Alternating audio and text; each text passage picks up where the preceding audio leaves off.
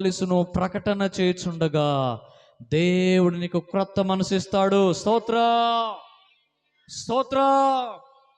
ప్రియమైన దేని బిడ్డలారా, ఆ ప్రవక్తల శిష్యులు, ఆ ప్రవక్తల సమూహము వాళ్ళు వస్తా ఉన్నారు.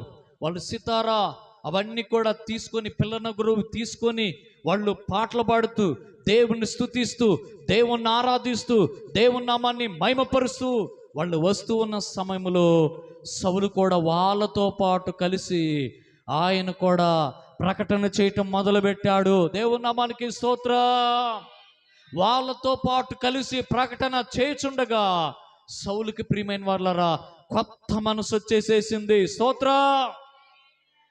10 కట్టుల్లో కనుక ఒక పచ్చి కట్టు పడింది అనుకో, ఏమైద్ది?